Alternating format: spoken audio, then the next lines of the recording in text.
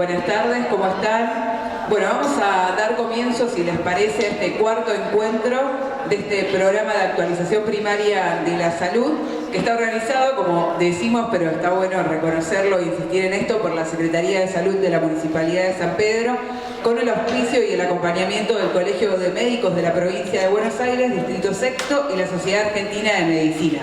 Este es el cuarto encuentro que tenemos, de 11 que están previstos, con 2 módulos en cada una de las jornadas. Todo este material, todos los distintos encuentros son grabados y además el material está en PDF, y respecto a esto también tenemos una novedad para compartirles, así que vamos a recibir a quienes dirigen este programa, que son el secretario de Salud, el doctor Pablo Picchioni, y el subsecretario, el doctor Gabriel Sayago, para que nos den detalles respecto a estas novedades.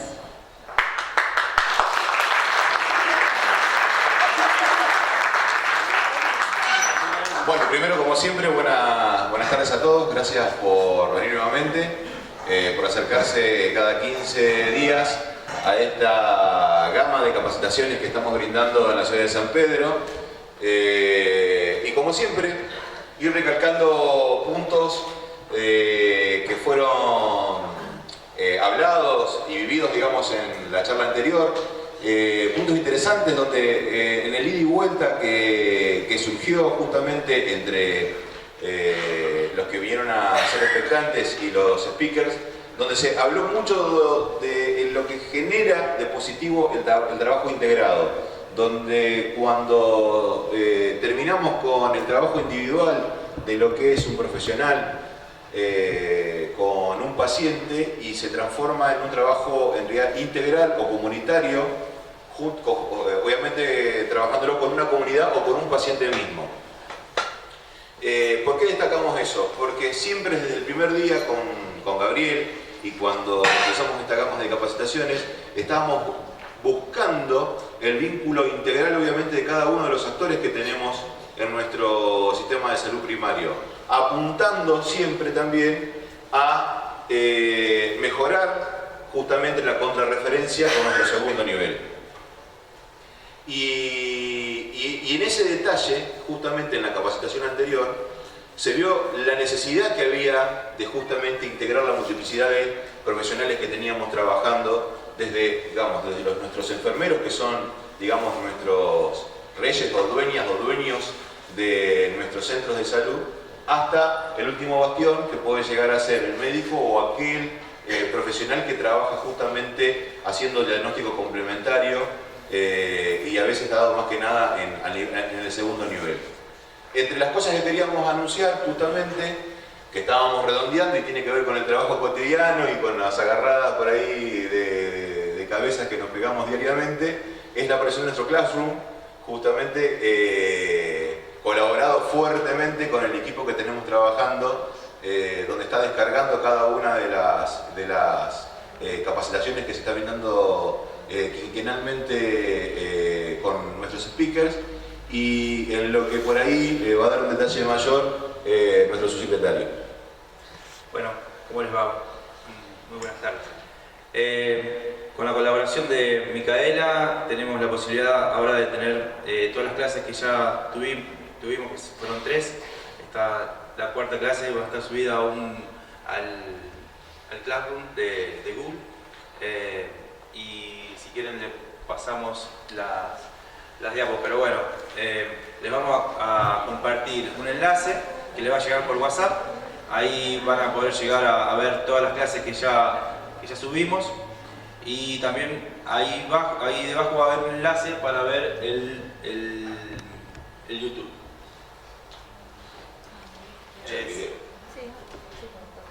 Así que lo mismo que saben siempre. En la solapa derecha, Classroom, y ahí están las clases. Le van a pedir el código y el código. Le van a pedir el código.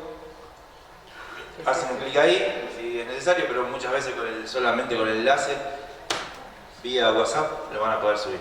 Y después debajo va a haber un enlace para YouTube donde está la clase grabada y por ahí un poco más tensa. Pero bueno, si tienen ganas de escuchar de vuelta, ahí van a estar las clases.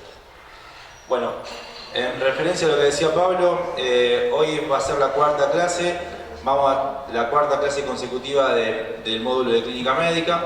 Después, más adelante, vamos a tener, en 15 días vamos a tener la quinta clase, que ahora vamos a decir que después vamos a entrar en detalles, y después van a venir los módulos de pediatría y también de tocoginecología. Así que bueno, le damos la bienvenida. Además de los directores, este curso, esta capacitación tiene la colaboración, como decía, de la doctora Micaela Schiaffino, la doctora Francisca Urrutia, la doctora Pía Robles y el doctor Guillermo Rosales, que también forman parte del equipo que organiza estos encuentros. En esta jornada, como decía el doctor Sayago, vamos a ver otros dos módulos. En primera instancia, para comenzar en el día de hoy, vamos a darle la bienvenida a la doctora Vanina Stanek, que es médica especialista en infectología, especialista en medicina interna, médica de planta, servicio de clínica médica del Hospital Italiano de Buenos Aires, y además a la doctora Soledad Gaetano, que es médica especialista en infectología del municipio, que será la encargada de moderar este módulo, que tiene como bien podemos ver ahí en la placa, como tema infecciones de piel y partes blandas, y todo lo que tiene que ver con los tratamientos, con la infección urinaria recurrente, perdón. Así que le damos la bienvenida, agradecemos mucho a las doctoras que estén acá presentes en esta jornada. Antes de empezar, quería agradecer mucho la invitación, sí, a la Secretaría de Salud de San Pedro y en particular a la doctora Schiaffino, quien es colega y amiga de hace muchos años. Así que bueno, he sido convocada para hablar de este tema que seguramente se lo cruzaron y se lo cruzan frecuentemente. Justo antes de venir para acá me tocó ver a una chica con infección urinaria recurrente, así que se lo van a cruzar y probablemente todas las semanas. ¿Quiénes de los que están presentes en la semana que acaba de terminar vieron una infección de la piel? Una celulitis, una erisipela, un forúnculo. Bien, allá también. ¿Quiénes tuvieron que atender a algún paciente con infección urinaria? ¿O controlar o...? Bien. Bueno, o sea que estamos. Vamos a arrancar con lo que es piel y partes blandas. Empezamos con piel y partes blandas también porque nos vamos a cruzar con algunos cuadros que son un poquito más serios, ¿sí? Y tenemos que ver qué hacer con eso. Tenemos poca bibliografía local para darles estadísticas y cosas. Generalmente cuando uno lee hay muchos trabajos que son de afuera, pero sí sabemos que es una causa de morbilidad y en algunas ocasiones en pacientes frágiles de mortalidad. Y van a ver que esto está en aumento en lo que es consultas de guardia, en internaciones, ¿sí? En el consultorio. Y hay algo en particular en lo que tiene que ver con piel y partes blandas, que es esto, que es el Staphylococcus aureus meticilino resistente de la comunidad. ¿Lo han escuchado? ¿Se lo han cruzado? ¿Sí? ¿Quiénes de acá han tenido pacientes con SAMR? Que sepan que tenía una infección por SAMR. Vos tenés que levantar la mano, seguro. Bien. Es algo muy prevalente. Si yo les muestro esta foto de esta señora, ¿qué les parece que es? ¿Una erisipela, una celulitis? ¿Alguien me podría decir por qué? Vale todo, ¿eh? Vale todo. Está todo bien. Puede ser una, puede ser la otra.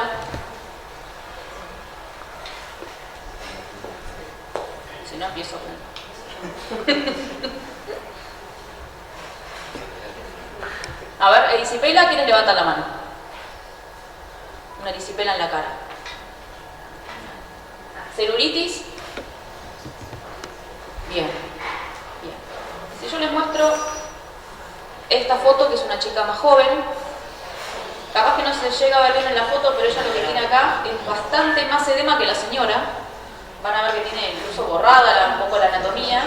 Y todo un compromiso que, si yo tuviese que dibujar el borde con un lápiz o una lapicera o un marcador, ¿creen que a la señora lo podría más o menos dibujar? Como para decir, la cito en 48 horas a ver cómo le fue. ¿Se puede delinear el borde? Y si en la chica quisiera delinear el borde, ¿puedo hacerlo bien? Bueno, esa es una diferencia importante para hablar de erisipela o si es celulitis.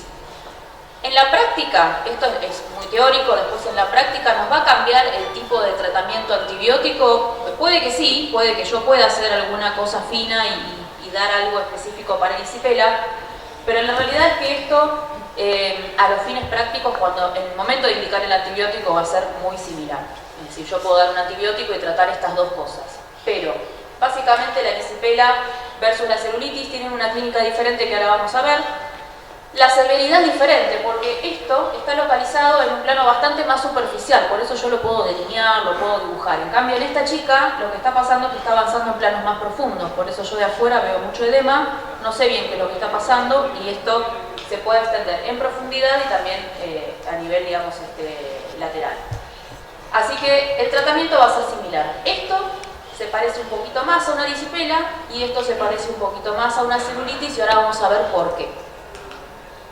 Este es un gráfico, digamos, básico, pero sirve para entender un poco por qué una y la otra. En las capas, digamos, de la piel tenemos la epidermis, que, digamos, es lo más superficial, que es acelular. Después tenemos la dermis. Las cosas que le pasan a la dermis, por lo general, tenemos cicatriz. Cuando la dermis está comprometida son las cosas que nos dejan cicatriz. Cuando las cosas suceden en la epidermis, que se regenera muy rápido, no. Después tenemos la hipodermis, que también se llama tejido celular subcutáneo, forma parte de las partes blandas, lo van a escuchar, y después ya vienen las infecciones más profundas, que dejé unas fotitos como para despertarnos al final, son las infecciones más graves, ¿sí? Fíjense que lo que es la erisipela compromete lo que es la epidermis y un poquitito de la dermis puede ser, pero no mucho más. Sin embargo, lo que es la celulitis, la característica es lo que veíamos con esa chica, ¿sí? Es el compromiso de la dermis y lo que va a dejar cicatriz y lo que puede avanzar porque esta zona está mucho más irrigada y obviamente tiene una capacidad, digamos, de difundirse en profundidad y lateralidad mayor. Y lo que si escuchan fascitis necrotizante, miositis, son todas infecciones muchísimo más severas, es un paciente que vamos a tener que manejar internado en nuestro consultorio, que ya compromete más allá de la capa muscular. Esto es para hacer un repaso en lo que es erisipela versus celulitis. Ambas, digamos, tienen un predominio en gente mayor, o sea, arriba de los 60 años pueden aparecer con más frecuencia las dos. La celulitis es más postraumática, o sea, eso que le está pasando a esa chica puede ser que tenga una puerta de entrada y la bacteriología va a cambiar por eso. Los chicos se suelen tener más celulitis en la cara porque se lastiman con las manos la cara, en cambio la gente mayor se tropieza con las piernas y suele tener más celulitis en los miembros inferiores. No nos ayuda mucho con la erisipela porque cuando uno mide la anatomía de la erisipela también puede pasar en la cara o en los miembros inferiores, pero es raro que pase en los chicos. Esto generalmente la erisipela aparece en gente mayor. Lo que no vamos a tener en la erisipela siempre es una puerta de entrada. Que en la celulitis quizás tengamos una picadura, un pinchazo, una lastimadura, una cirugía, algo. Bien, en cuanto a la clínica es básicamente la foto. Placa delimitada, roja, caliente, dolorosa.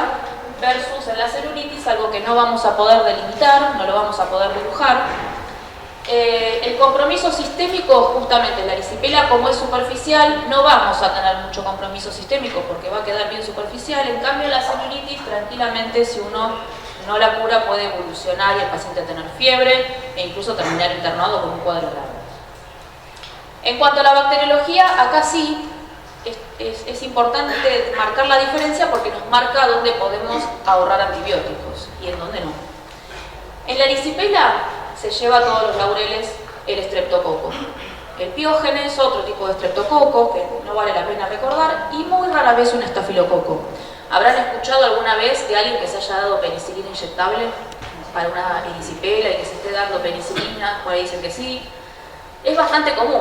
La penicilina va a cubrir muy bien los estreptococos y la erisipela, pero cuando uno miramos la celulitis, fíjense que está el estreptococo, pero uno tiene que tratar el estafilococo aureus igual, porque ahí están cabeza a cabeza. Y yo, si doy solamente penicilina, me va a quedar el estafilococo afuera. Puede que le pegue, puede que no. ¿Sí? Bien, el diagnóstico para todo esto es clínico. Acá no tenemos que andar haciendo diagnóstico por imágenes, ni andar pidiendo muchos cultivos. Vamos a ver en qué situaciones uno puede pedir alguna cosa, pero básicamente el paciente viene a consulta, nosotros lo vemos con esto y debería salir con alguna respuesta sin demasiados análisis. Entre los factores predisponentes tenemos, como en todas las enfermedades, algunos que son locales, algunos que son sistémicos, y vamos a tener algunos que podemos cambiar y otros que no. La edad no la vamos a poder cambiar. En la obesidad sí vamos a poder trabajar, es un factor de riesgo. En la diabetes sí podemos trabajar para controlarla mejor. En el alcoholismo, la cirrosis, infecciones del tracto respiratorio superior, vamos a poder trabajar poco. En los estados de inmunodepresión es importante saber si el paciente que yo atiendo tiene alguna inmunodepresión o no, porque entonces tengo que pensar en otra bacteriología también, y la edad lamentablemente no la podemos cambiar. En cuanto a los factores locales, van a ver que muchos de estos pacientes, y me pasa de ver, yo hago el consultorio los viernes, todos los viernes alguna señora viene con una infección en el miembro inferior a buscar respuestas, y vienen con linfedema porque tienen insuficiencia venosa, tienen las piernas hinchadas, que se les hincha durante el día, que se levantan un poco mejor y vienen con este estado crónico, que vienen con insuficiencia venosa, con varices, y ahí donde uno lo que tiene que buscar es, bueno, yo esto lo puedo cambiar un poco, pero donde puedo hacer realmente la diferencia es en otros factores que sí puedo modificar, que son dónde están las puertas de entrada de esa persona, si es que existen. Por ejemplo, que tenga micosis en las uñas, que tenga micosis entre los dedos, y eso genera todo el tiempo en un terreno varicoso, en un terreno que está edematizado, que los gérmenes puedan entrar e infectar. Y también la sequedad de la piel, es algo que tenemos que buscar. Que la pierna esté edematosa, van a ver que si uno la mira, muchas veces está con la piel seca y quebradiza, y eso hace que los gérmenes en esas grietas que uno puede ver apenas en la piel se puedan meter. Así que después vamos a repasar qué cosas podemos hacer, pero básicamente estos factores predisponentes los tenemos que tener en la cabeza, por lo menos esos 3 que charlamos, como para ver si los podemos modificar. Y después hay cosas un poquito más raras, que nos gustan los infectólogos, ahí siempre pensarlas. Cuando hay una herida, siempre el Staphylo aureus puede estar, con sus mecanismos de resistencia o no, ahora vamos a ver en qué momento lo pensamos o no.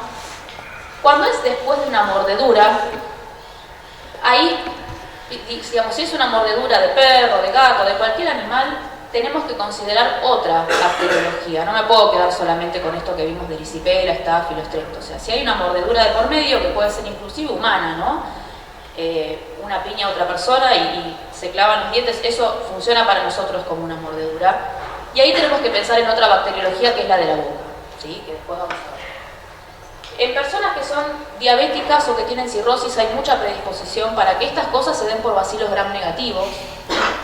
Cuando un paciente viene después de un trauma, y lo vemos mucho en accidentes de tránsito, cuando tienen la fractura, la exposición de la piel, digamos, que se ha roto, tiene contacto con el asfalto o con la tierra, podemos encontrarnos con este germen, que es el bacillus.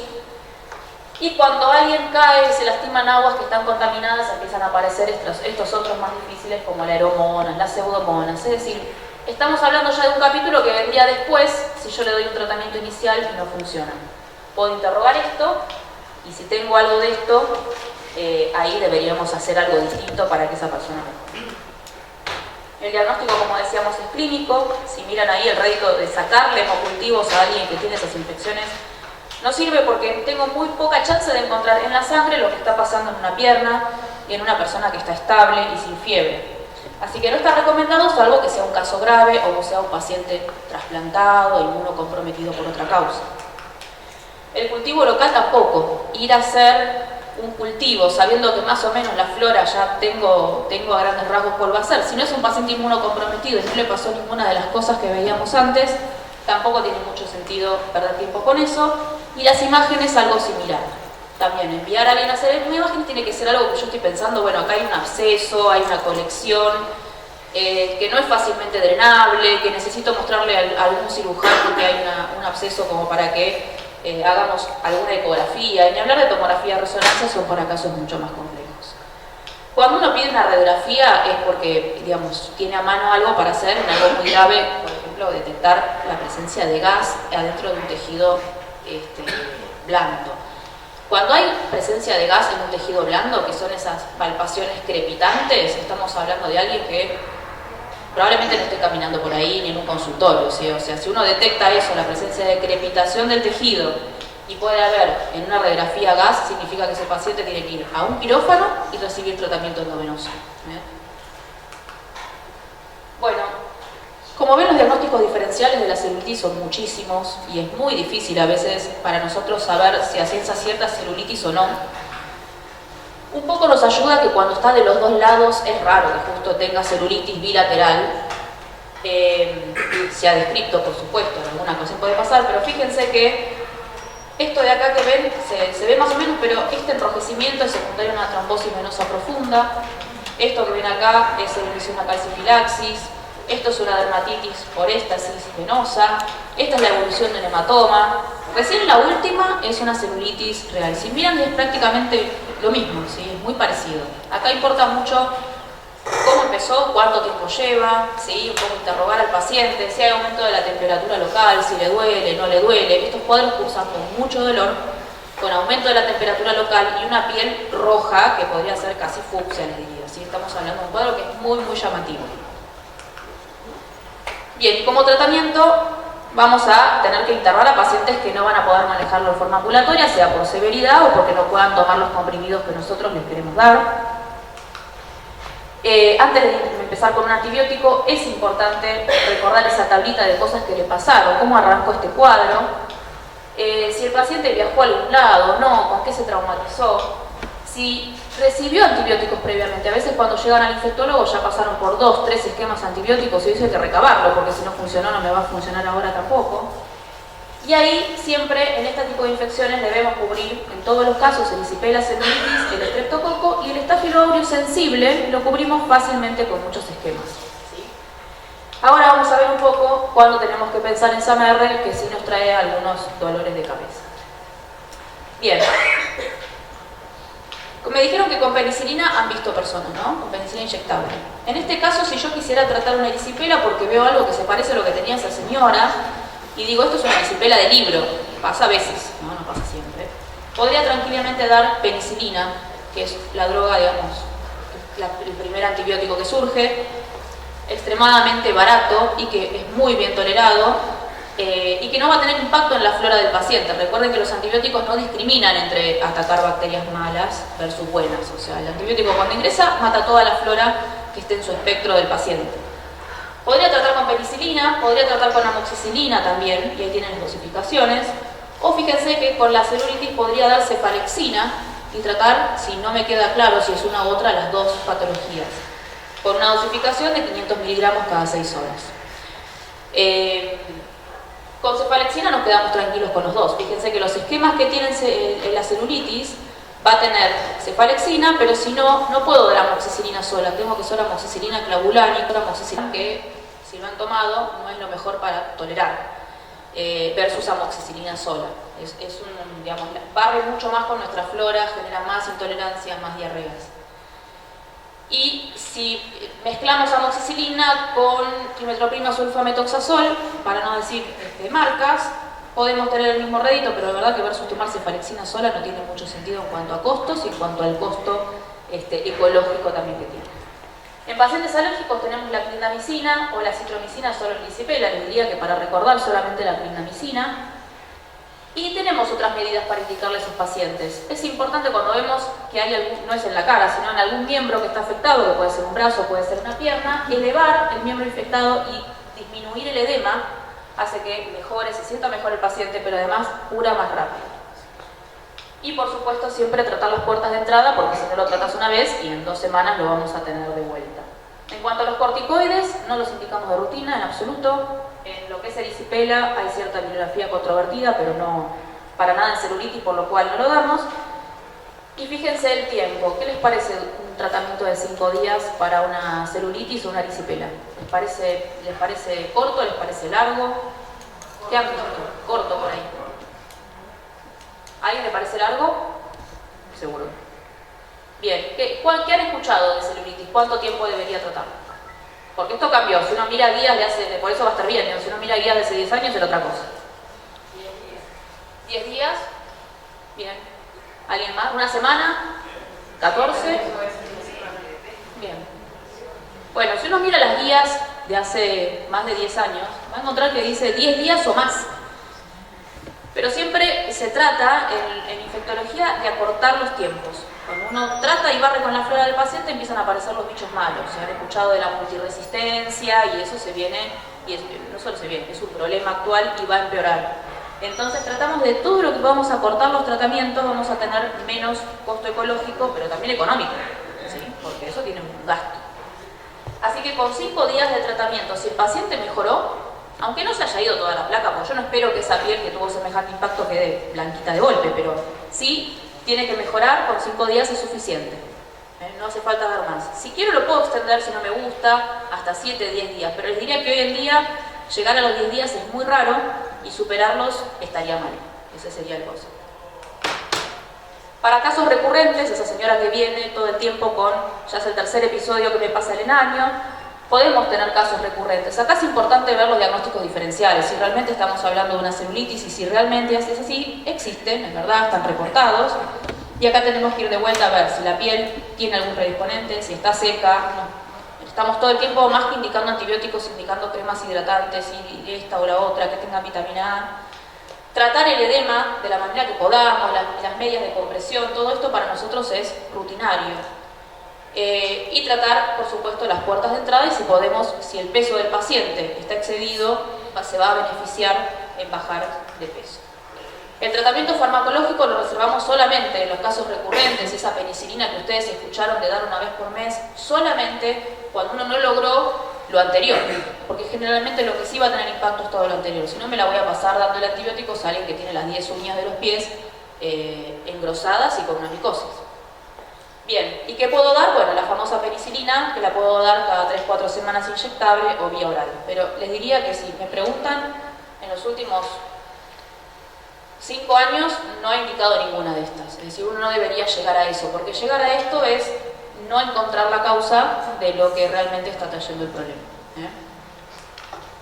Bien, ¿escucharon sobre impétigo y ectima? Ahí en el gráfico había algo muy arriba, muy superficial. Quizás los que tengan niños han escuchado sobre el impétigo. Ahora vamos a ver algunas fotos, pero el impétigo y el ectima es como el impétigo más avanzado, es el que va más profundo. Son infecciones que también, de vuelta, son los mismos gérmenes, estreptococo, estafilococo, y sobre todo en niños que están colonizados, que por algún trauma, sobre todo facial, entra el germen y produce lesiones. Vamos a ver algunas fotos. Siempre son periorificiales, nariz, boca sobre todo. Hay impétigo que no generan ampollas, que son estas lesiones, hay el que genera ampollas y el ectima, que es el más profundo y como llega a la dermis nos va a dejar cicatriz. Este tipo generalmente esto no llega al infectólogo, lo van a ver más ustedes, digamos, en consultorios de clínica. Cambia si tiene ampollas o no ampollas, pero la verdad que en el tratamiento vamos a tratar de hacerlo sencillo para todos. Y van a ver que el diagnóstico va a ser clínico. Los problemas que podemos tener, fíjense este bebé como se ha inoculado, ¿no? Porque se rascan una ampolla y se van pasando por la cara a medida que se van tocando. El problema que tenemos es que como tenemos el estreptococo piógenes, podemos tener complicaciones, así como hacemos exudado de fauces en los chicos para ver que no tengan el estreptococo piógenes y que no tenga complicaciones como glomerulonefritis o fiebre reumática, acá nos pasa lo mismo. Cuando tenemos esto, deberíamos iniciar, sí, bueno, les diría que esto no, vamos a ir con uno anterior.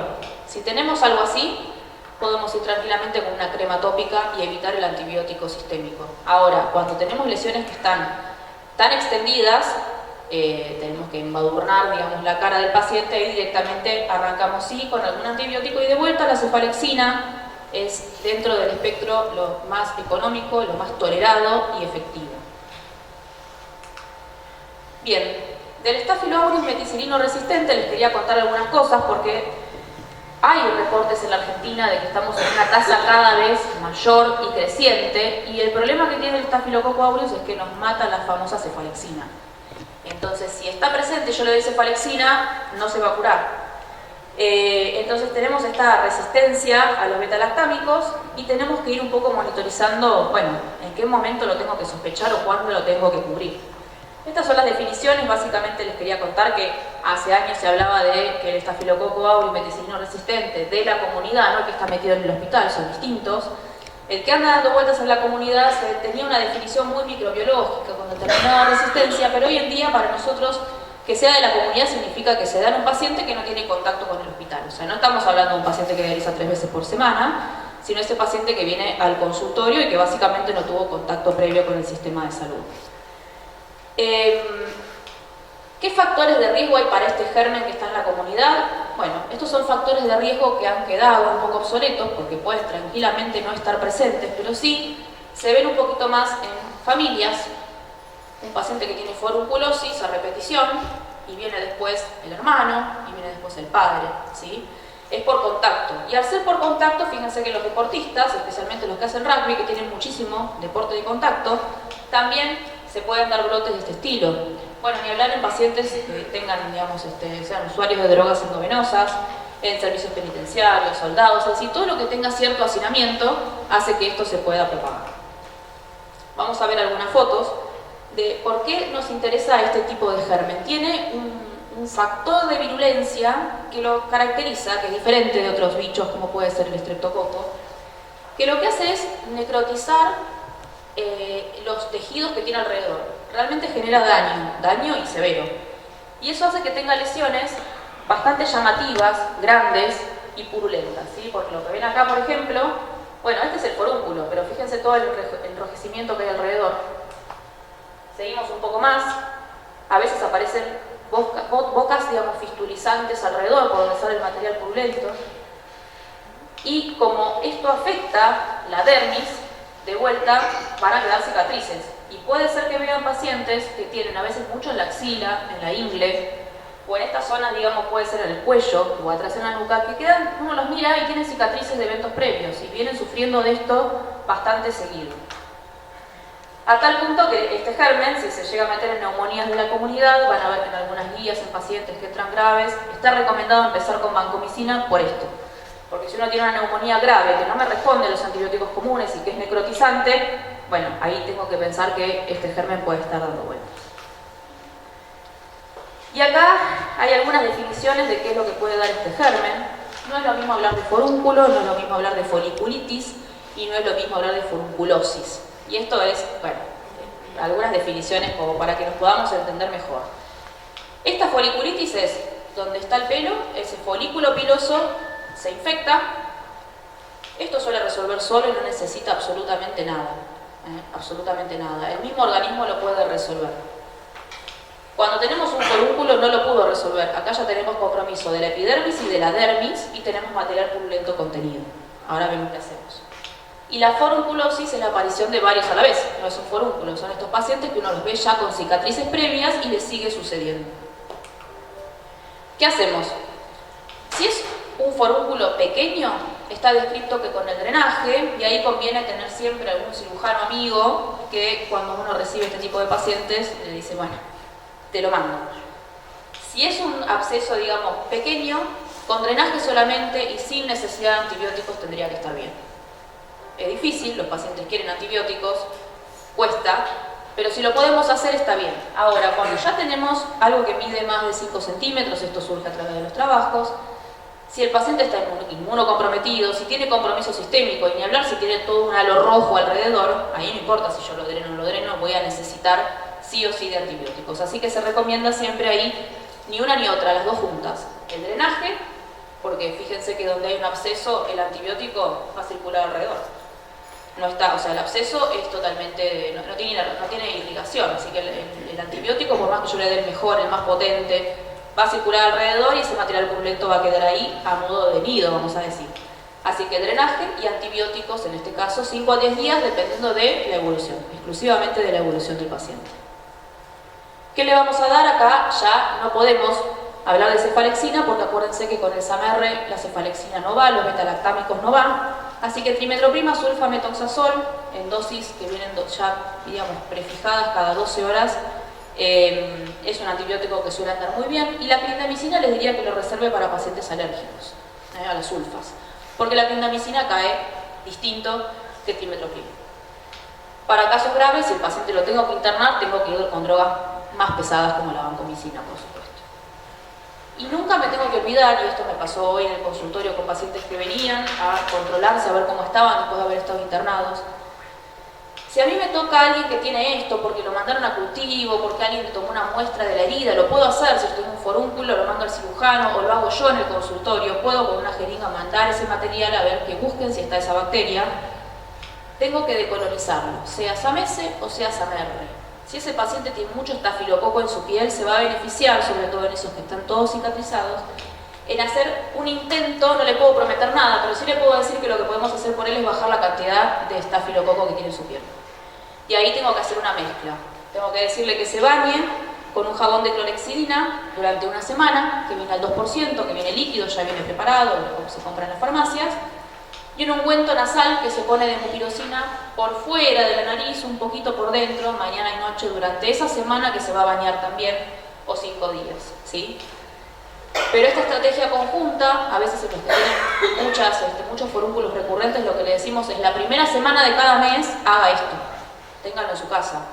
O deje de hacerlo, pero si le aparece de vuelta el forúnculo, retome los baños y la mupirocina, porque ahí significa que ya la flora tiene cierto desbalance.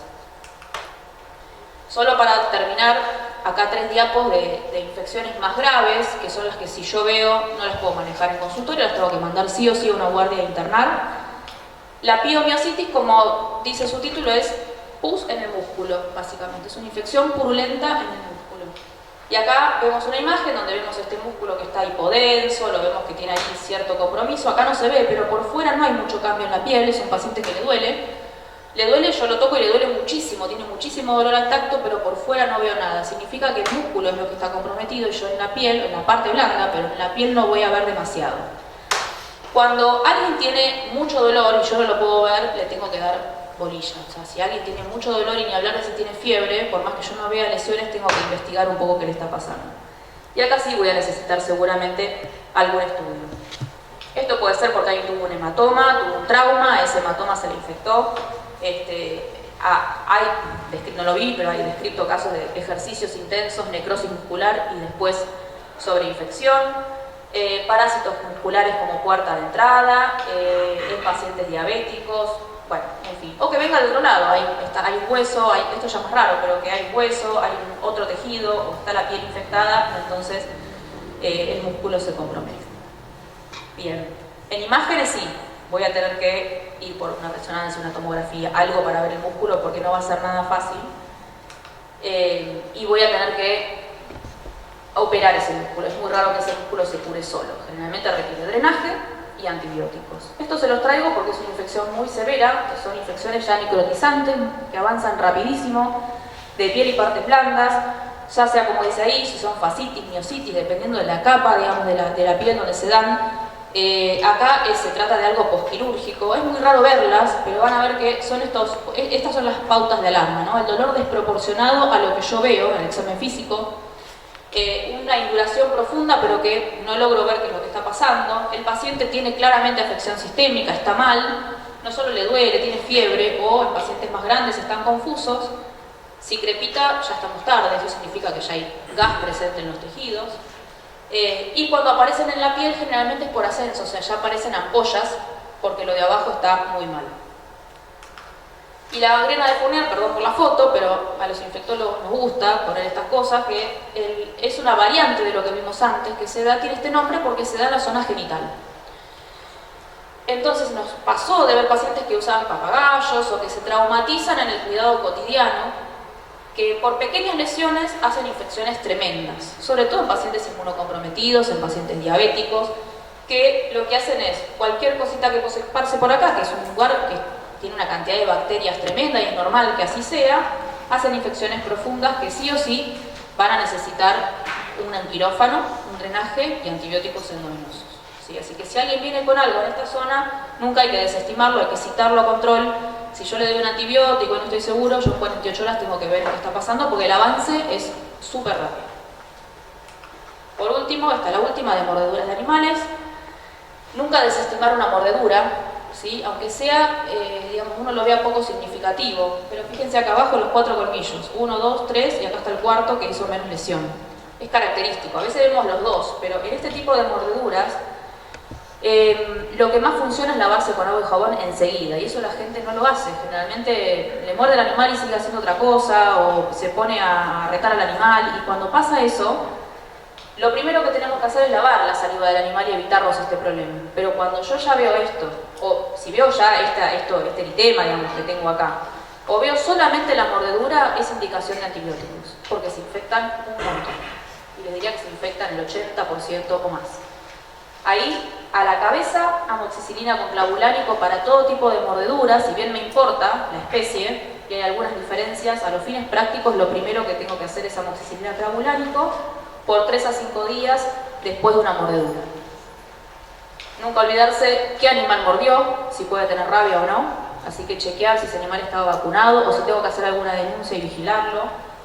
Y la vacunación antitetánica, porque obviamente en todo tipo de infección de la piel que estamos viendo hay disrupción y puede aparecer el tétanos. Tuvimos un caso de tétanos en un señor mayor, por suerte anduvo bien, pero trabajaba haciendo cosas con barro, con las manos, y se había dado cada 10 años la vacuna, pero después se cansó, no se le dio más.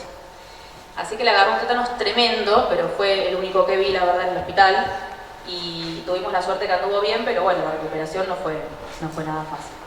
Así que bueno, respecto a infecciones de piel y partes blandas, un poco les quería contar qué es lo que vemos, qué es lo que deberíamos hacer, y ahora espero que me digan si me quedó algo afuera o si tienen alguna duda, o cosas que vean que les genera dudas.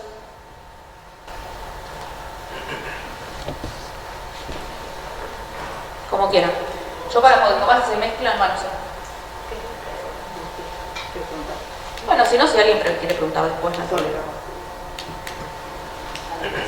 Hola, ¿qué tal? Buenas tardes a todos. Bueno, con respecto a las infecciones de piel y partes blandas, quería preguntarte si tenemos algunos datos en Argentina de la incidencia del Estafilococo aureus meticilino resistente de la comunidad, y si todavía, pues, generalmente la mayoría de los pacientes nos llegan con por ahí no se puede distinguir si es una celulitis, si es una erisipela, la verdad que es bastante complicado. Uno a veces arrancaría con cefalexina, pero con respecto a que no tenemos datos concretos con respecto a la incidencia en Argentina, la pregunta que siempre uno se hace es si nos quedamos cortos o no con la cefalexina para arrancar el tratamiento. Bueno, es la pregunta del millón, ¿no? Porque con cefalexina nos podemos quedar cortos, pero la realidad es que de los datos locales tenemos poco. Tenemos algún trabajo que salió a hablar del 10, del 20%, y después salieron otros a hablar del 50%. Habían hecho unos análisis de muestras de abscesos y habían dicho que el 50% de los estafilococos eran meticilino resistentes. La realidad es que nosotros solemos recomendar, y es lo que hace también la Sociedad de Infectología, arrancar con cefalexina, pero si yo ya sé que ese paciente tiene forunculosis a repetición, o tiene una familia que tiene forunculosis a repetición, o hace un deporte de contacto, o tiene esos factores de riesgo que veíamos ahí abajo, ahí en ese caso lo cubrimos directamente con trimetoprim sulfametoxazol. Pero en principio tratamos de ir con cefalexina, y acá quizás la clave es el control, ¿no? Por eso hablaba tanto de dibujar el área, ¿no? El control, el poder ver al paciente a las 48, 72 horas, o darle mucha pauta de alarma. Con cefalexina debería funcionar, pero sepan que puede fallar. ¿Sí? En los casos de celulitis pueden fallar, y ahí, si tenemos algún factor de riesgo claro, arranquemos con trimetoprim sulfa, y si no, arranquemos con cefalexina, pero sí controlémoslo. Una vez. Porque si ya estuvo bien en 48, 72 horas, va a terminar bien ese paciente. No va a ser ninguna curva, digamos, rara. Quería hacerte una consulta. Dijiste que hay mucha tendencia en los médicos, hay una tendencia de moda de usar determinados antibióticos ante determinadas circunstancias, según el boca en boca, lo que va viendo, lo que van recetando según las especialidades en determinados casos. Se ve mucho la asociación de ciprofloxacina más clindamicina como primera instancia, como primer escalón ante situaciones por ahí uno ve que podría ser terapia solamente una monodroga y esperar el cuadro evolutivo. Yo quería saber si usted también lo ve en su entorno. Acá en San Pedro se ve mucho, en otros lugares también, y creo que también eso contribuye a la resistencia antibiótica, y se ve mucho también, ahora con el tema que van a hablar con infecciones urinarias, que por ahí los médicos clínicos estamos tratando de usar antibióticos viejos que al no ser usados no tienen resistencia antibiótica. Sí, eso me lo está viendo en su entorno también. Bueno, sí, es así todo lo que ha dicho. Clindamicina con ciprofloxacina es un esquema que vemos mucho y que tuvo mucho auge cuando apareció el estafilococo aureus meticilino resistente, porque dijeron, bueno, listo, con esto no se va a escapar ningún bacilo gram negativo, voy a cubrir el estafilococo aureus meticilino sensible también. Es un esquema que tiene que ser siempre secundario y alternativo. Yo con clindamicina para cosas de la piel tengo que estar bien. no voy a necesitar la ciprofloxacina, que ahora vamos a ver en el tema de infecciones urinarias todos los contras que tienen las quinolonas. Son drogas bárbaras, son cada 12 horas, otras que se dan una vez por día, es decir, para nosotros sería óptimo poder usar quinolonas. El problema es todo lo que generan las quinolonas en cuanto a resistencia y a efectos adversos. Ahí estamos un poco frenados. Si le damos a todo el mundo ciprofloxacina, norfloxacina, levofloxacina, que apareció con la dosificación diaria, me va a dar todo bárbaro hasta que se empiece a dejar de andar bárbaro. Ese es el kit de la cuestión. Para agregar una quinolona a un paciente desde el inicio tiene que ser un paciente cirrótico o un paciente diabético mal controlado, donde yo estoy pensando mucho en bacilos gram negativos, porque la clindamicina me va a cubrir todos los cocos, y todos los cocos que yo voy a querer cubrir, estrepto, estáfilo, incluso SAMR. Pero si tengo bacilos gram negativos, la clindamicina no va a funcionar. Así que solamente les diría que en esos dos casos, o en un paciente inmunocomprometido, donde yo creo que puede llegar a haber algún bacilo gram negativo, puedo ayudarme con la ciprofloxacina. Pero siempre lo más bactericida son los betalactámicos, así que siempre deberíamos ir primero con la cefalexina y dejar los otros esquemas para pacientes alérgicos o para pacientes que tengan otras situaciones más complejas. Pasaba lo mismo.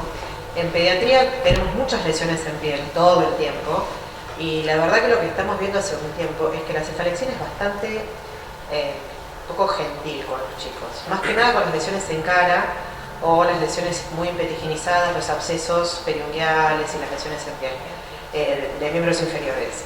No nos da prácticamente resultado y las dosis en general las estamos elevando cada vez más, lo asociamos a la mupirocina local, pero lo que tiene que ver con cara, más que nada por el riesgo de las celulitis periorbitarias que se generan también, si no estamos seguros de que vamos a tener la posibilidad de verlo 48 horas, honestamente empezamos por Bactrim, porque no sé si ahí está el uno atrás que está con otra cosa, pero estamos viendo eso, la resistencia es infernal, o sea, no funciona. ¿Tienen posibilidad de hacer algún tipo de vigilancia?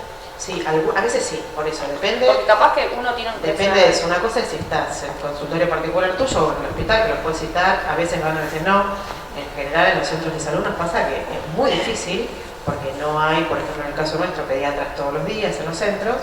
Entonces ahí es como que lo ves cada 4 o 5 días y las lesiones en cara se ponen muy feas con cefalexina. Y sin duda es una celulitis, para los chicos el avance ahí es tremendo. Acá la vigilancia, eso nos pasa mucho en Argentina en global, ¿no? O sea, la vigilancia, tenemos cosas excelentes y muy buenas, como pasa en el Malbrán, que tenemos los bacilos negativos multiresistentes y tenemos un montón de detalles. Tenemos también algo de cocos, pero en lo que es SAMR estamos, bueno, ahí te voy a decir algo, que es la experiencia personal no la va a reemplazar nada de lo que yo te diga. Es decir, cuando tenés un chico adelante y lo tenés que medicar, si vos lo podés controlar, me animaría, pero si no lo vas a poder controlar, bueno, sale metroplasma sulfa, está muy bien. Bueno, no sé desde tiempo si quieren avanzar con la DITU. Bueno, esta DITU recurrente. A ver, primero quiero saber de los que están acá, ¿cuántos tuvieron infección urinaria? Así no tienen la culpa, ¿no? Bien, y de los que están acá, Mati, ¿vos levantás? Y de los que están acá, ¿cuántos vieron pacientes, tuvieron que atender pacientes con infección urinaria? Bueno, creo que todos hemos visto en algún momento pacientes con infección urinaria y lo vamos a seguir viendo. Y pacientes con infecciones recurrentes que vengan, como en base allá hay una, allá hay otra. Bueno, ¿qué pasa con las infecciones del tracto urinario? Están por todos lados. Fíjense que acá, y esto lo hablaba hoy con una paciente justo de 29 años que vino al consultorio hoy, bastante joven para lo que solemos, digamos, ver en hitos recurrentes. Las mujeres, por eso les preguntaba que levanten la mano, la mitad en su vida van a tener un episodio de infección urinaria. Y por la anatomía femenina esto va a suceder. De las que tienen infección, fíjense, el 30-40% van a tener alguna recurrencia. O sea que esto lo vamos a ver sí o sí porque es un problema de la humanidad. Ahora, cuando uno va a preguntar qué es lo que le dieron como médicos o lo que han visto como enfermeros administrar en cuanto a qué antibiótico, qué dosis, cuánto tiempo, van a encontrar de todo. Le van a encontrar de todo. Uno que le da amoxicilina con sulbactam, otro con clavulánico, otro que le da, bueno, ciprofloxacina ni hablar, otro que le da trimetoprim sulfa, otro que dice me dieron cefalexina. Y acá sí importa un poquito ver qué le vamos a dar y a quién, porque los antibióticos que damos tienen un costo que es médico, el paciente va a tener que tomar ese antibiótico y ahí van a contar sus alergias, su economía, va a contar el tiempo de tratamiento y cuánto tiempo va a tardar en mejorar y si es efectivo o no. El costo financiero, no es lo mismo una droga que otra, y el costo ecológico que cada vez está más en la agenda, que el costo ecológico básicamente lo que viene a hacer es, vamos a decirlo así, el antibiótico no es como una medicación antihipertensiva. Cuando uno da una medicación antihipertensiva va a actuar en esa persona. Pero si yo doy un antibiótico, le doy a ella un antibiótico, va a cambiar su flora y si convive con ustedes le va a cambiar la flora a todos ustedes, porque estamos todos en contacto permanentemente. Entonces lo que yo use en la comunidad, si alguien tiene un germen multiresistente, me lo va a esparcir en la comunidad, así que sí importa lo que yo voy a dar y lo que pueda dar lo más acotado posible, sin poner en riesgo, por supuesto, al paciente, va a ser lo mejor. Si uno quiere consultar, y ayer las estaba justo hasta ayer revisando, este consenso, acá, Mica, vos conoces a mucha gente que está ahí, en este consenso donde ven que hay gente, no solamente infectólogos, está la SAM, están la Sociedad de Federación de Urología Argentina, está la gente de microbiología del Malbrán, ginecólogos y obstetras, se juntaron para sacar este consenso, que no tiene mucho tiempo porque juntaron datos 2016-2017, prospectivamente, de infecciones urinarias nuestras en Argentina. Se juntaron 13 centros y sacaron este comunicado en el año 2020 diciendo, bueno, ¿qué tenemos que dar para quedarnos tranquilos? Hubo algunas sorpresas. Saben que la Escherichia coli a la cabeza es el germen más prevalente, podemos tener otros. Y cuando se fueron a mirar, bueno, a ver, según el grupo etario, menos de 50 años, entre 50 y 65 o más de 65, ¿qué pasaba con ampicilina, sulbactam, amoxiclavulánico, con cefalexina, con trimetoprim sulfa, con nitrofurantoína y con quinolonas? Vieron que, por ejemplo, trimetoprim sulfa, que uno hubiera dicho, bueno, va a estar todo muy bien, fíjense que la sensibilidad rondaba los 70 y pico %, y yo tengo que buscar una droga para tratar estas infecciones que por lo menos tenga arriba del 80%. Me permito un 20% de error, pero no más que eso. En cambio, si miramos, por ejemplo, cefalexina, que nunca se nos hubiera antes ocurrido para una infección urinaria, tiene un perfil de sensibilidad todo arriba del 90%, así que realmente es una opción que no solamente es barata y con poco impacto ecológico, sino que encima me sirve mucho más que dar otra droga. Con nitrofurantoína, lo que nos pasó es lo mismo. Nitrofurantoína no la usábamos demasiado, tiene una dosificación rara, lo mismo que la cefalexina. Tiene esto de que es cada 6 horas, la puedo llevar cada 8 horas, pero fíjense acá, 100%, 92, 99, realmente hay muy pocas chances de que a ese paciente que yo medico le vaya mal si yo le doy cefalexina o nitrofurantoína. Y con las quinolonas no nos fue demasiado mal, la verdad es que estamos en el 90% también, cae un poco en pacientes de más de 65 años y ahí no estaría recomendado. Pero lo que nos pasa con las quinolonas es que cada vez tenemos más trabas para quedarnos tranquilos y con las quinolonas lo que sucede es que la FDA está sacando todo el tiempo avisos y warnings de qué es lo malo que son las quinolonas. ¿Por qué son malas? Porque inducen resistencia mucho más rápido y más fácil que cualquier otra droga de las que están acá. Entonces yo le doy al paciente cefalexina, le doy al mismo paciente una quinolona, norfloxacina, levofloxacina, todas estas, y lo que me va a pasar es que si yo después miro su flora, va a estar muy alterada después de haberle dado una quinolona versus otra droga. Al mismo tiempo, están apareciendo cada vez cosas ya insólitas como aneurismas de aorta, rotura de los aneurismas de los pacientes. Algo tiene que ver las quinolonas con el colágeno, que todavía no se termina de dilucidar por el mecanismo de acción. Así que en esos pacientes son un problema. Se suma también la FDA un warning de deterioro, digamos, no deterioro, sino de estados confusionales y de neurotoxicidad de las quinolonas. Y la diarrea por Clostridium difficile, que también, si han visto pacientes con diarrea por Clostridium y sobre todo cuando son refractarias, son bastante frustrantes y se dan muchísimo más después de haber tomado, aunque sea un solo curso de quinolonas, que de cefalexina o nitrofurantoína. Bien, entonces como definición de los esquemas, no puedo, errar en más de un 20%, y cuando tengo una pielonefritis, y yo tengo que calcular el esquema, una pielonefritis, ya estamos con algo una infección renal. Ahí no puedo errar en el esquema en más del 10%, ¿sí? Porque es una infección más severa. Entonces salen estas recomendaciones, que se las dejo, las van a tener, pero fíjense cómo se repiten los antibióticos para una bacteriuria sintomática que ¿la tengo que tratar o no?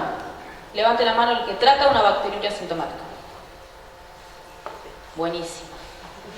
Bien. ¿Quién no la trata? Por las dudas. Bueno, la bacteriuria sintomática, si yo la tengo que tratar, probablemente tenga el germen, ¿no? Porque ya lo voy a tener. Si necesita la bacteriuria es porque el germen lo tengo. En una cistitis en una mujer, si yo empiezo con nitrofurantoína o cefalexina, ambos cada 6 horas, no es tan bueno, la nitrofurantoína la puedo extender quizás cada 8, tengo esa chance muy alta de andar muy bien. Fosfomicina, ¿la conocen? ¿La han usado? No, es una droga que no es tan fácil de conseguir, pero viene en forma de sobres, se reconstituyen, y la fosfomicina la estamos tratando de reservar para gérmenes multiresistentes, porque lo que tiene la fosfomicina es que anda muy bien para todo esto, pero sobre todo para multiresistentes. Entonces, si yo trato de guardarla, porque tiene una resistencia bastante rápida, si ese paciente anda mal, quizás lo voy dejando para más adelante. En los hombres lo mismo, nitrofurantoína y cefalexina, y fíjense que las quinolonas acá desaparecen, dejan de ser una recomendación formal por todas esas sociedades que vimos antes. En pielonefritis no puedo ir con la nitrofurantoína, tampoco puedo ir con la fosfomicina porque son drogas que no entran muy bien al parénquima renal, son drogas que, digamos, se absorben, se eliminan por vía urinaria y desaparecen. Y trimetoprimda sulfa tampoco lo puedo usar porque si nos acordamos del gráfico, tengo que tener una tasa de sensibilidad muy buena. Entonces ahí no puedo pifiar más del 10%, si hablamos mal y pronto. En hombres, acá en pielonefritis, en mujeres, podemos arrancar con cefalexina, podemos empezar con cefixime, que es una droga difícil de conseguir, bastante más cara, y van a ver el grisecito la ciprofloxacina. Es decir, si yo no puedo acceder a ninguna de estas dos, puedo optar por la ciprofloxacina, pero sepamos que no es lo mejor.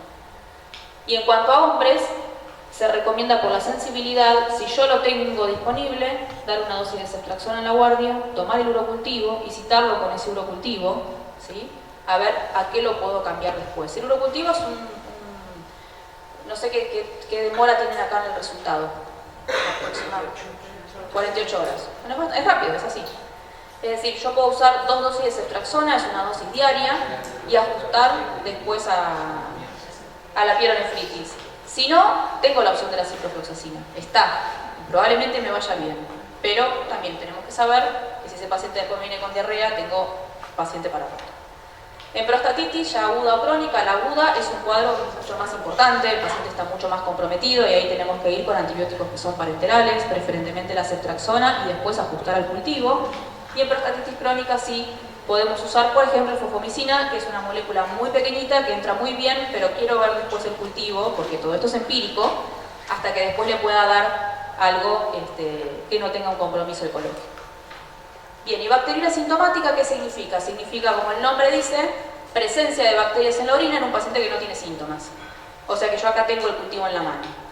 Tengo que tener, y esto es importante, más de 10 a la quinta de colonias en la muestra de orina, y si tiene un catéter puesto, una sonda vesical, puede ser 10 al cubo. Pero tengo que tener mucho, o sea, no es un 10 al cubo en alguien que viene caminando. O sea, si yo ahora les hiciera urocultivos a todos ustedes, vamos a encontrar y se van a preocupar de que varios van a tener alguna Escherichia coli dando vueltas, pero es una bacteriuria sintomática, pueden ser bacteriurias transitorias y no requieren tratamiento, ¿sí?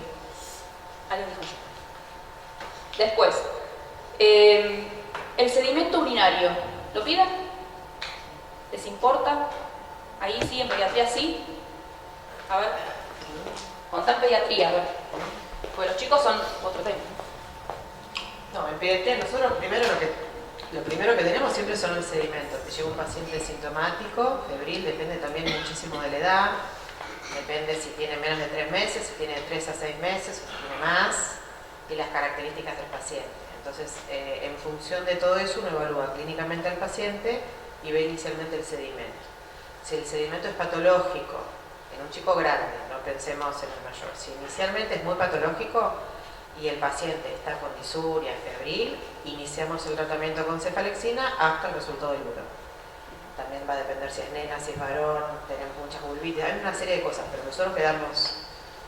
¿Tienen remedio? Bueno, le damos relevancia. Ahí va. Claro. Bueno, el tema con los chicos pasa que muchos no se pueden expresar, es decir, no nos pueden contar si tienen síntomas o no. Nosotros en adultos tenemos, digamos, eso que es genial. El paciente me puede decir si tiene molestias o no. Entonces, acá, si el paciente no tiene molestias, no requiere tratamiento. Y esto es así y nos pasa dentro del hospital italiano y nos pasa en la internación. No, pero en el cultivo tiene una Escherichia coli, tuvo fiebre. Bueno, voy a hablar con el paciente. ¿Le molesta? No, estoy fenómeno. Se terminó la discusión. No hay más discusión. Es decir, si hay una bacteriuria, bueno, está ahí, digamos, no es una bacteriuria y punto. Ahora vamos a ver en qué momento sí la tengo que tratar. Pero si el paciente no tiene síntomas y está bien, no tengo por qué molestar esa flora que está ahí. Quizás el mismo organismo la termina eliminando en algún momento, ¿sí? Pero el concepto de orina estéril está cada vez más en discusión. Estéril a veces no. Así que bueno, cuando la prevalencia es alta, vamos a encontrar bacterias asintomáticas. Tratar de erradicar ese germen que está ahí metido lo va a volver, y lo pueden ver ustedes mismos si intentan erradicar alguna. Se van a volver cada vez las Escherichia coli o las Klebsiella cada vez más resistentes y van a seguir ahí y el paciente se angustia y viene de vuelta con el cultivo. Voy a gastar un montón de plata, sobre todo el paciente lo va a gastar, y encima no me va a servir. Entonces tengo que decidir en quién lo voy a tratar y en quién no. Y antes tratábamos a un montón de pacientes, si era diabético, si tenía alguna sonda, si le iban a poner una prótesis de cadera. Antes tratábamos esto, pero después se fue investigando cada vez más y se supo que solamente, y discutido aún, deberíamos tratar a las embarazadas por el riesgo de parto prematuro. Está discutido, pero todavía, digamos, lo estamos tratando, por eso le pedimos urocultivos a las embarazadas. Y en procedimientos urológicos donde vaya a haber algún sangrado, si van a hacer alguna endoscopía con biopsia, bueno, van a remover ese foco. Entonces ahí yo tengo que bajar el inóculo lo más posible. Esas son las únicas dos condiciones donde un germen en la orina sin síntomas a mí me genera un tratamiento. Si no, la realidad es que estoy dando antibióticos y haciendo todo un cambio en la flora del paciente sin impacto. El hito recurrente, y acá nos metemos a ver los detalles de hito recurrente, está definida como aquel paciente que tiene 3 episodios en un año o que tiene por lo menos 2 en 6 meses. Y acá puede ser pielonefritis, puede ser que mezcle pielonefritis con cistitis o toda cistitis, y puede ser que tenga la misma bacteria o no. Empezó con una Escherichia coli, después apareció una Klebsiella. Cuando hay infecciones por diferentes gérmenes, lo que pasa es que es bastante más frecuente verlo y es más fácil actuar ahí, porque ahí hay algún factor que está dejando que se metan los gérmenes. Cuando es el mismo, es un poquito más complejo. ¿Cuáles son los factores predisponentes? Y es lo que uno debería repasar, como me pasó hoy con esta chica. El sexo femenino, las mujeres tienen 30 veces más chance de tener infecciones urinarias que los hombres. Y si son mujeres sexualmente activas, mucho más, comparadas con las que no son sexualmente activas. Y esto hay que decirlo y hay que hablarlo en la consulta. Y me pasó con la chica hoy. Le pregunté si era sexualmente activa, me dijo que sí. Y que casualmente esto le empezó a pasar cuando cambió de pareja. Tenía un novio hace un año y desde que cambió de novio estaba con este problema. Y esto está escrito, está descrito que la flora de las parejas se intercambia.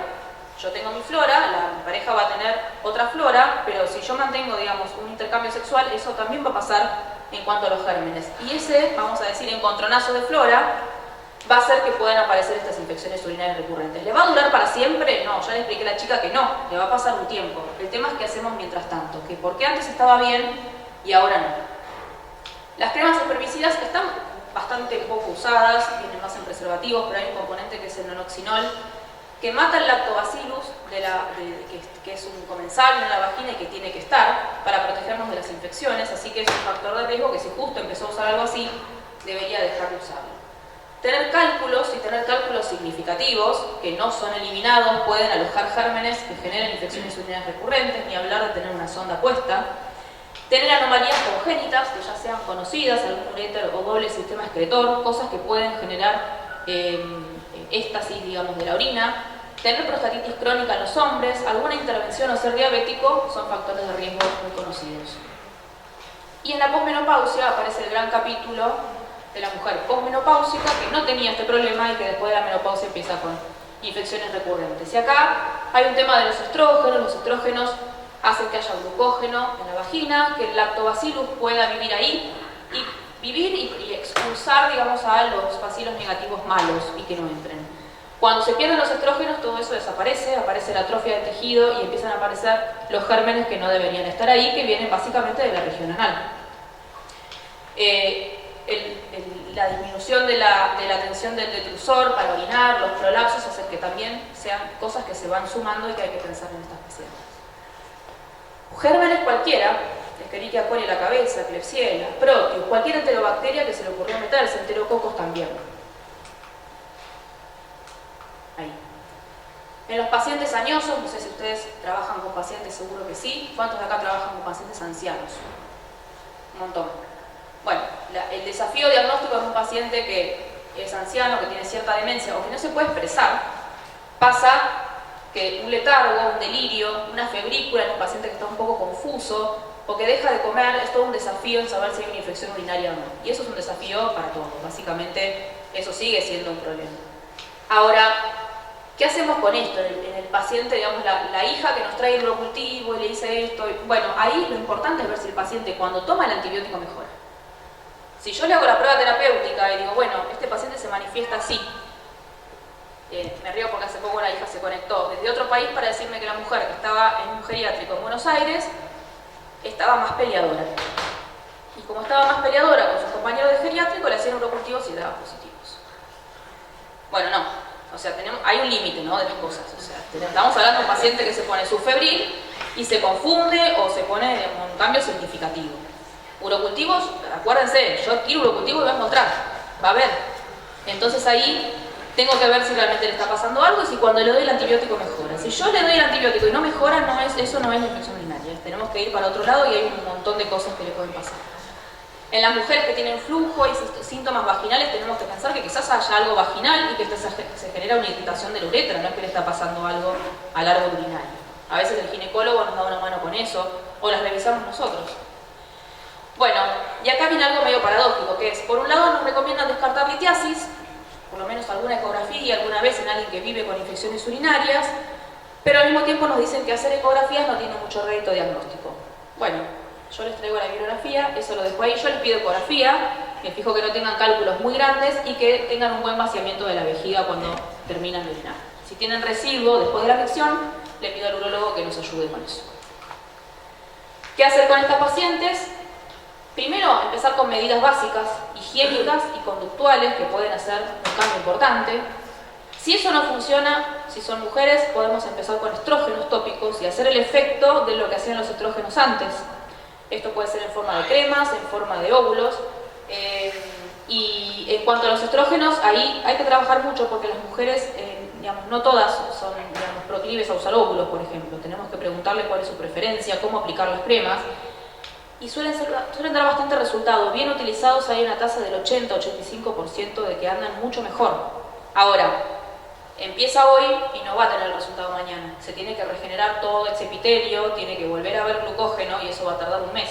Así que ahí tengo que explicarle que no vamos a tener enseguida un efecto. ¿Y el arándano lo han escuchado para infecciones urinarias recurrentes? Ahí. ¿El arándano? Está caro, sí. Y es verdad, hicimos el cálculo, está re caro, pero funciona. Sí. Parece que funciona. Y funciona mucho mejor la fruta y el jugo que la cápsula. Porque a veces las cosas comerciales, el paquetito, me estoy tomando el IU, no voy a decir eso, pero el 400, la realidad es que eso no tiene tanto efecto como tomar el jugo del arándano. Así que primero arranco con medidas higiénicas. Se está secando bien, se seca de adelante para atrás, es decir, está usando el bidet. Una vez que se seca atrás, se vuelve a secar adelante, empezamos con cosas así. Usa ropa muy ajustada, se pone toallitas todos los días, cosas que hacen que esté todo el tiempo la zona genital húmeda. Si eso no funciona, sigo con el segundo paso, que es lo que llamamos medidas no farmacológicas, ¿sí? Y si esto no me funciona, perdón, ahí puedo pensar en algún antibiótico preventivo, pero es condenar a esa persona, como hablaba hoy con esta chica, a que tome un antibiótico que le va a generar un impacto en la billetera, le va a generar un impacto en su flora también y puede tener efectos adversos. Encima se cuidaba con anticonceptivos orales, o sea que allá meter un antibiótico con el anticonceptivo oral era todo un lío. Y puede ser que tenga algún evento predisponente. Si es una paciente joven, como me pasó hoy, si tiene una relación muy clara con las relaciones sexuales, uno puede solamente darle el antibiótico después de la relación sexual. ¿Sí? y nada más. Y con eso prevenir el evento. Ese es el antibiótico puntual que lo definimos, lo charlamos en el consultorio, vemos el urocultivo, qué es lo que le puedo dar. Y si eso no, porque no lo relaciona, le sucede porque le sucede, bueno, podemos ir a una dosis diaria. Acá les dejo algunos tips como para disminuir los episodios, lo que hablábamos recién. Evitar la retención de orina porque, bueno, si uno la retiene, se contamina. Es decir, esto es. ¿Por qué no lo puse en negrita? Porque es una medida aplicable hasta ahí, porque la evidencia científica no es buena. Promover la micción postcoital, está descrito. Medidas higiénicas adecuadas, sí, claramente es, digamos, higienizarse adecuadamente, dejar de usar el bidet, secarse adecuadamente, sí tiene un impacto. Evitar los espermicidas también. Evitar el estreñimiento, bueno, es algo que está descrito, no es de, digamos, lo mejor. El arándano tiene una utilidad discutida, pero la verdad es que lo usamos y hay muchas series que hablan de muy buena eficacia. Y ya les digo, si puede ser fruta o jugo, mucho mejor. En cuanto a los estrógenos tópicos, muchísimo efecto, ¿sí? Úsenlo mujeres posmenopausia, pero pueden mejorar muchísimo la calidad de vida. El aumento en la hidratación, primero decían que sí, después que no, ahora dicen que sí. Tomar 1 litro de agua extra, o 1,5 litros de agua extra, lo que uno tomaría, hace que tengamos un barrido continuo de la flora. Esto que les digo acá, ni lo mencionamos porque es genial, pero no lo tenemos. Si lo buscan en Mercado Libre está y sale solamente 15.000 pesos unos días.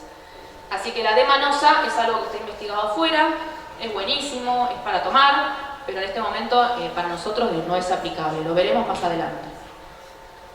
¿Alguien vio vitamina C? ¿O administró o le indicaron vitamina C para prevenir infecciones urinarias, para acidificar la orina? ¿Lo han escuchado? Yo lo escuché. Que vinieron con eso. Bueno, esto no está demostrado. La vitamina C se elimina rapidísimo. Uno la toma y enseguida se elimina. Debería tomarlo cada 4 horas para poder tener el pH que uno quisiera tener. Entonces, vitamina C no. Los estrógenos sistémicos no, por los efectos adversos que tienen y además no mostraron eficacia. Y hoy me preguntaba la chica por los probióticos, si podía tomar cosas que tuvieran lactobacillus, y la realidad es que la evidencia es bastante floja y mejor no tenerlo en la cabeza porque si uno se cruza con algún paciente inmunocomprometido y le da lactobacillus, podemos tener una bacteriemia por el lactobacillus que le estamos dando. Así que mejor ir con las cosas que están en negro, evité acá el arándano, pónganlo en negro también. El arándano, lo que no les dije, específico para Escherichia coli tiene patitas, que son las fimbrias, que trepa y lo que hace el arándano es generar un teflón en la vía urinaria, ¿sí? Entonces no puede trepar. Para otros patógenos se puede usar, pero ya la utilidad es bastante más discutida. Si tengo que ir con los antibióticos, primero trato de ir con algo puntual, por ejemplo los antibióticos postcoitales, acá les dejo las dosis, vamos a ir a los antibióticos que veíamos que nos sirven para infección urinaria, ¿sí? A los que tienen un buen perfil, trimetoprim sulfa, nitro, cefalexina. Pero ¿qué pasa acá? Yo voy a tener urocultivos, voy a tener papeles y voy a tener a qué es sensible. Así que si es sensible a cefalexina, voy con cefalexina, y si es sensible a nitro, voy con esto. Es decir, acá no tengo que tratar empíricos, acá voy a tener que hacer. Ahora, profilaxis antibiótica continua, ¿cuánto tiempo lo doy? Generalmente lo que hacemos es instaurar una dosis diaria, decimos 6 meses y vamos controlando. Si mejora mucho, uno a los 6 meses, si la paciente está cansada, podemos suspender. ¿Y para qué me sirve eso? No me sirve solamente para que el paciente esté mejor en ese periodo, sino porque está escrito que al evitar las infecciones urinarias le estoy dando tiempo a la vejiga a que se reconstituya, a que se repiterice, por decirlo de alguna forma, y a que entonces se defienda mucho mejor más adelante frente a las bacterias. Si llega a tener alguna infección urinaria tomando la profilaxis, por favor que sea un urocultivo, y tenemos que darle empírico otro antibiótico, no decirle tome el mismo pero a más dosis, porque ahí claramente tuvimos un fallo. El autotratamiento tiene que ser pacientes muy entrenadas, que saben cuándo van a tener la infección urinaria. Les diría que esto lo vemos bastante más los infectólogos en consultorio, y charlamos mucho con los pacientes para que sepan qué tomar y qué conductas tener. Pero en principio estas dos cosas se pueden ofrecer, uno debería hacerlo, pero acuérdense de primero chequear las otras medidas porque se las van a encontrar bastante frecuentemente. Hay que charlar mucho con los pacientes, chequear las alergias, chequear preferencias de toma, si realmente, digamos, si toman por ejemplo anticonceptivos, como decíamos hoy, si toman antibióticos previos. Y acá, 2 tips para recordar: nitrofurantoína no debemos usar los pacientes con insuficiencia renal, ni en el tercer trimestre del embarazo, ¿sí? Eso probablemente el obstetra nos va a ayudar a alertar. por la anemia hemolítica, y imetroprimol sulfa no lo usamos ni en el primer ni en el tercer trimestre, primero porque compite con el ácido fólico, así que en el primer trimestre no, y en el tercero porque hay riesgo de ictericia en el recién nacido. Consejos finales. Termino el tratamiento para la infección urinaria recurrente, es el número 20. ¿Le pido un urocultivo o no le pido urocultivo? Si no tiene clínica, no. ¿Me sirve para algo pedir ese urocultivo después? No. O sea, yo lo trato y se terminó. ¿Sí? Después detecto de vuelta la bacteriuria sintomática. Ya sé que esa paciente va a quedar con ese germen. Lo único que tengo que hacer es darle mucha pauta de alarma para que sepa que si le vuelve a suceder, ¿qué es lo que tenemos que hacer? Solamente lo repito de vuelta, lo que me interesa es saber si tienen bacteriuria sintomática, que es la embarazada y en el que va a tener un procedimiento urológico, para anticiparme a qué profilaxis le voy a dar. Checklist de las medidas que no vimos. Si 2 antibióticos me dan igual, vayan por el de menor costo. No es menor ese tema porque estamos hablando de antibióticos a largo plazo. Si tienen pacientes hombres de más de 60 años con este problema, piensen en la neoplasia de vejiga. Los hombres se controlan poco, las mujeres estamos un poco más acostumbradas al ginecólogo, al PAP anual, los hombres no, pero la ITU recurrente en un hombre tiene que ser para nosotros un signo de alarma. Y como ya lo van a ver y lo ven seguramente ya ahora, los pacientes requieren mucha charla, mucha dedicación y es mucho más difícil explicar cuando no necesitan un antibiótico que cuando lo necesitan. La consulta lleva otro tiempo.